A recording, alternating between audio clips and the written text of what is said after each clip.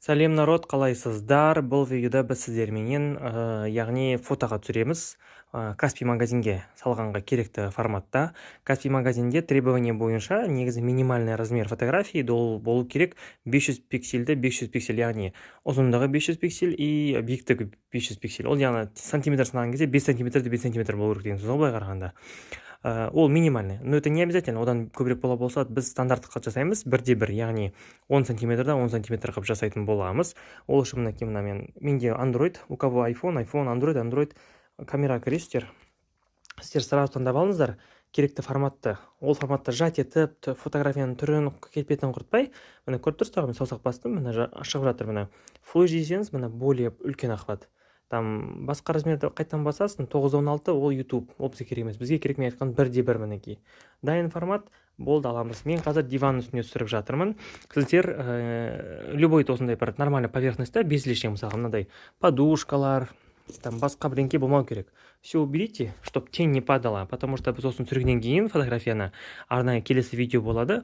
Сіздер сол қосымша арқылы, яғни фон артындағына жасыл топ тұрғана бәлебатырдың бәрін алып тастаймыз, тек қана сумка қалатындай. Мен оны келесі видеода көрсетемін.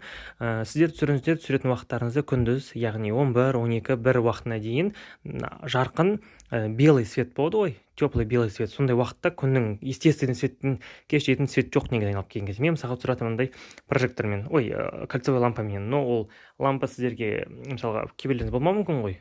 И ол үшін лампа алу қажет емес. Лучше ерінбей күндіз обед уақытында бір түсіріп алсаңыздар, болды, тұра береді. Табиғи жарыққа жететін ештеңе жоқ. Мен мына жердің тарақ не үшін тұр дейсіздер. Мынаның үстіне мысалға түзу емес қой. Ина сумка кішкене құлап кете береді да, и сол үшін мен аламын да, оның астын тіреп қоямын. Мен қазір басқа кісіге беремін, бастап тұрады телефонда. Я вам сейчас покажу, как ставить надо. Стай тұрсаңыз маған. Мына сумканы қойдық. Мына былай қойсаң, мына сумка алып кетеді. Потому что мына цепь, он идет немножко тяжелый и наклон бері вот. Сол үшін мы должны его приподнять, былай кішкене көмектесіп. Міне, осылай тұрды. Осыны фотоға түсіреміз қазір. Жақындайсыздар, мына тень, мына жан жақта көлеңкелер бола берсін. Главный мына көлеңке, мынаны сөйтіп түсіруім керек қой, түсіндіңіздер ма? Однотонный болу керек фотография. Міне осылай бір түсіреміз. Пошло бір фотография. Фокус жасай салыңыздар, міне бүйтіп, автофокус. Тік. Бір фотография кетті ма? Кетті. Келесісінде тура осы позада мына темірін кішкене ракурсын ауыстырамыз ғой, әдемірек болсын деп. Ары береміз, такой более стильный көрсету үшін. Осылай міне. Жақына тағы да бір алайық. Тағы да бір рет аламыз. Сіз мына сай тұрсаңыз, мен қазір келтірген фонын аламыз да. Мына сумканы жаппай қойдырық. Мына қоямыз, бұла қайтадан. Боковой. Мынаусын бүйтіп тұра берсін. Сбоку жақындарыстарда мына нелерін көрсетерсіздер.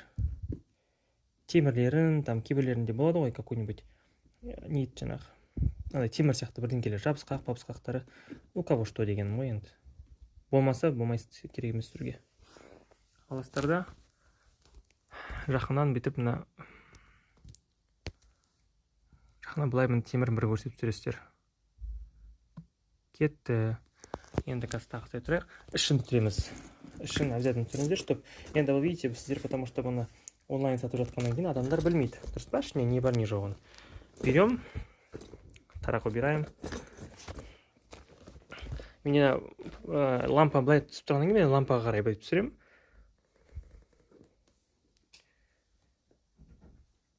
Мінекей. Тік. Түсіреміз.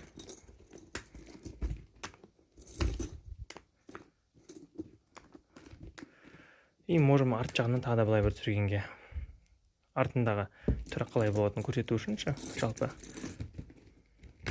Видео түсіру міндетті емес, видео түсіретін болсаңыздар тағы түсірсеңіздер болады. Но ол не обязательно тағы да айтамын. Болды. Біз қанша общем 5 фотография жасадық па? Жасадық. Основной фото түсіру тәсілі осы. И любой, мысалға, некоторые продают жастықта. Жастықты тоже аласыздар, чтоб на ракурсның ішіне жастық целиком көру керек. И имейте в виду, если вы фоткаете жастық, рядом с ним не должен стоять надо сумка или там басқа бірдеңке. Потому что ол затыңыз комплектте болмаса, егер осы жастықпен бірге, мысалы көрпе жастықтардың кісілер бірге түсіріңіздер, он должен быть в одной фотографии, потому что бір суретте болған дүниенің бағасы, сіздер 15 мың деп қоясыздар ма, 15 мыңға тең. Не так, чтобы бір суретте мысалға көрпемен жастық, екеуінің бағасы екі түрлі, әрқайсысына әлі бөлек-бөлек баға. Олай болмайды. суретте қанша зат тұр, сол сіздің көрсеткен баған соның барлығына. Если олай болмаса, это ваши проблемы, вы должны предоставить в обязательном порядке ол көрсеткен заттарыңызды. Сол үшін көрсетпеймін ештеңке. Жастық болса, мысалы осылай жасап бере аласыздар.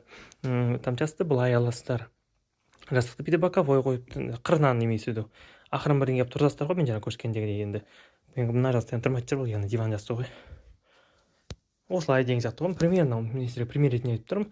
Ары қарай ол уже кім қалай түсіреді. Принципиальный фотостудия керек емес. Мен не үшін осылай түсіреміз жатқаным, біз мұнда фонды алып тастауымыз керек, артында ақ фон. Потому что Каспий магазин требования бойынша бірінші сурет міндетті түрде болу керек ақ. Келесі суреттерін тұрып біз ақ жасаймыз, но это не обязательно. Но сіздер ақ жасай беріңіздер, чтобы бірдей болатын, чтобы фокус покупателя, яғни клиента, был на ваш товар, а не на боком рядом қасында заттарға. Все болды, келесі видеода біз сіздермен монтаждаймыз уже ақ фонды алып тастау жайлы, қандай қосымшалар бар, қандай бесплатный қосымшалар бар, қандай платный бар, қалай жасау керек, мен көрсететін боламын. Все, давайте пока.